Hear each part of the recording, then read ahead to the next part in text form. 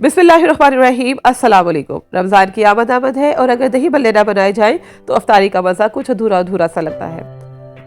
अक्सर लोग ये शिकायत करते हैं कि जब हम भल्ले घर पे बनाते हैं तो वो या तो सख्त रह जाते हैं या फिर कोई ना कोई ऐसी गड़बड़ हो जाती है जिससे भल्लों में परफेक्शन नहीं आती। तो आज मैं आपको ऐसे परफेक्ट दही भल्लों की रेसिपी बताऊंगी जिससे आपके भल्ले जो हैं वो बहुत जूसी और नरम बनेंगे। साथ ही आपको इमली की चटनी और एक मसाला बनाना बताऊंगी।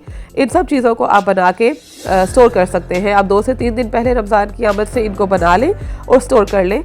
बाआसानी आपके 20 से 25 दिन गुजर जाएंगे। तो यहाँ पे सबसे पहले मैंने इमली को भिगो दिया है। मैंने आधा पाव के करीब इमली ली थी जिसको मैंने 2 ग्लास पानी में भिगो दिया था। ठीक है, अगर आप इसको ओवरनाइट भी भिगो के रख दें तो बहुत अच्छा है, नहीं तो 3 से 4 घंटे के लिए तो लाजमी भिगोए। अब हम दूसरी तरफ यहाँ पे दाल को भिगो देंगे। मैंने यहाँ पे माश की दाल ली है 1 बड़ा कप। बड़े कप माश की दाल को अच्छी तरह से धो के भिगो दिया है। इसको ओवरनाइट हमने भिगो के रखना है या कम से कम 5 से 6 घंटे के लिए हमने इसको लाजमी भिगोना है।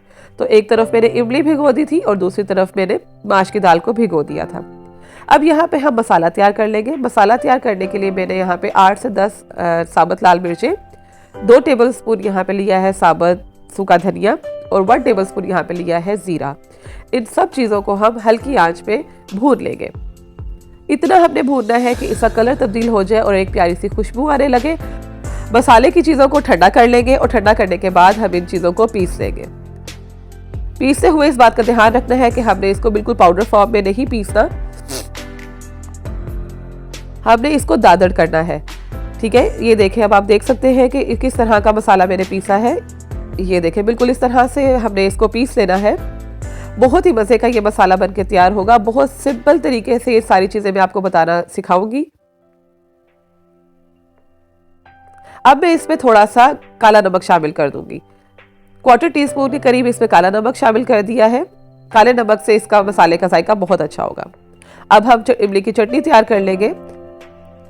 अच्छी तरह से मल के इसमें से जितना भी गूदा है हम वो निकाल लेंगे। इमली का गुठलियां और गूदा सारा इसका निकाल लेंगे और निकालने के बाद हम इस सारे इमली के पानी को छान लेंगे ताकि कोई भी अगर इसमें ज़रात वगैरह इमली के तो वो सारे निकल जाएं। ये देखें, इस तरह से मेरे सारा इमली का पानी जो है वो छान लिया है।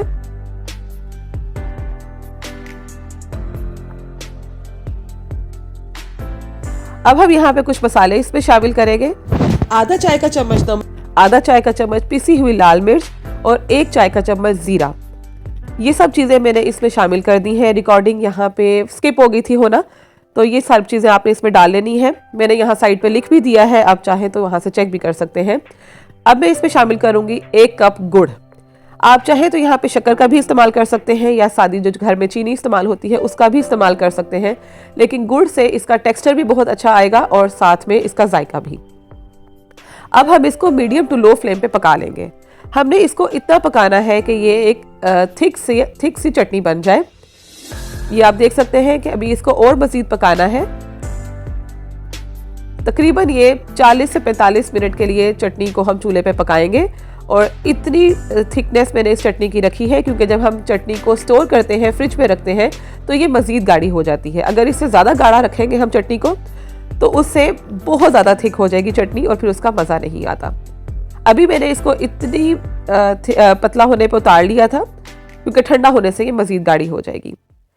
अब हम भल्ले तैयार कर लेंगे। भल्लों में यहाँ पे जाएगा आधा प्याज, 7 से 8 अदद लहसुन के जूए, आधा चम्मच नमक, आधा चम्मच पिसी हुई काली मिर्च और 1 अदद हरी मिर्च और साथ ही इसमें जाएगा 1 अदद अंडा।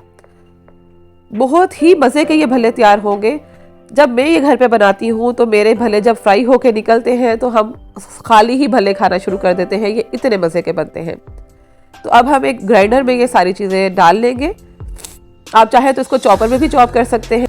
आधा कप पानी शामिल करके इन सब चीज़ों को ब्लेंड करके एक अच्छा सा पेस्ट बना लेंगे। आधा कप पानी डालना है, या आपको अगर डाउट हो कि आपसे पतला ना हो जाए पेस्ट तो आप आधे कप से भी कम पानी शामिल करें। अच्छी तरह से इन सब चीज़ों को ब्लेंड कर लेना है और उसके बाद एक बोल में निकाल के आपने विस्क की मदद से इसको 5 से 8 मिनट के लिए अच्छी तरह से हिलाना है। इससे जो आपका ये मिक्सचर है ये फ्लफी हो जाएगा। विस्क को आपने एक ही डायरेक्शन में घुमाना है। इस तरह से आपके भल्ले बहुत परफेक्ट बनेंगे, बहुत जूसी और बहुत नरम। अब हम एक कढ़ाई में ऑयल को अच्छी तरह से गर्म करेंगे और मीडियम टू लो फ्लेम पे हम भल्ले डालना शुरू करेंगे। तेज आंच पे आपने भल्ले नहीं डालने, लेकिन ऑयल का आपने ख्याल रखना है कि ऑयल अच्छा सा गर्म होना चाहिए। जितने साइज के आपको चाहिए हो भल्ले वो आप डाल लें, और ये आप देखेंगे डालते डालते ही भल्ले कितने फूलना शुरू हो चुके हैं। छोटे साइज के मैंने डाले थे और वो फूल के एक अच्छा सा साइज उनका हो गया है। ये देखें, बहुत ही मजे के ये भल्ले मेरे तैयार हुए थे।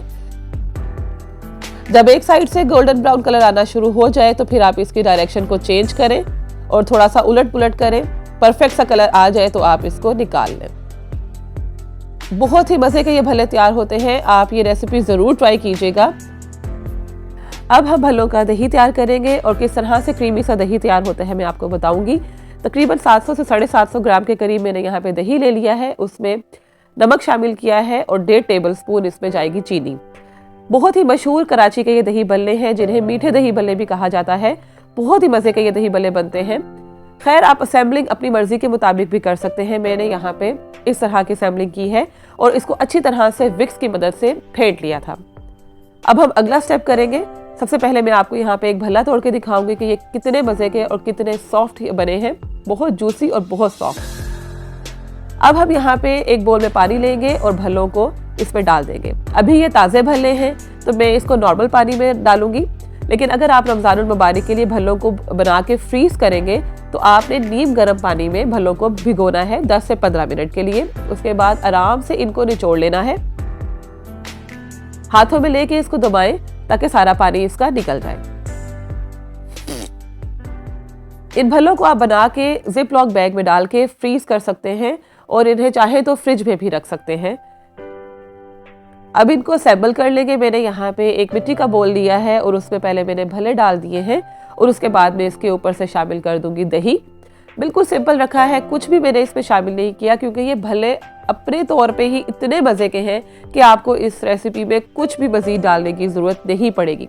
एक दफ़ा आप इस रेसिपी से ज़रूर बनाइएगा, बहुत मज़े के ये भल्ले आपको लगेंगे। बिल्कुल जिस तरह एक ढाबे पे किसी, अगर आपको कभी इत्तफाक हुआ हो, क्योंकि ये चीज़ें कराची की बहुत मशहूर होती हैं, तो कभी अगर आपको इत्तफाक हुआ हो वहाँ के दही भल्ले ये खाने का, तो आपको इस चीज़ का अंदाज़ा होगा कि ये भल्ले कितने मज़े के लगते हैं। तो अब आप इसके ऊपर से पुदीना ज़रूर गार्निश कीजिएगा। मैंने यहाँ पे इमली की चटनी भी डाल दी है, अनार मैंने गार्निशिंग में डाला है और अब इसके ऊपर शामिल कर दूंगी मैं पापड़ी। अनार से बहुत अच्छा जायका आता है, लेकिन अगर ये ऑप्शनल है, आपके पास ना हो तो आप ना भी डालें, लेकिन पुदीना आपने इसमें ज़रूर शामिल करना है। इसी तरह मैंने एक और बोल भी तैयार कर लिया था। बहुत ही मज़े के ये भल्ले तैयार हुए हैं। आप ये रेसिपी ज़रूर ट्राई कीजिएगा और मुझे बताइएगा भी कि आपने अगर बनाए तो आपको कैसे लगे, और वीडियो में आपको कैसे लगे ये तो मुझे आप लाजमी बताइएगा।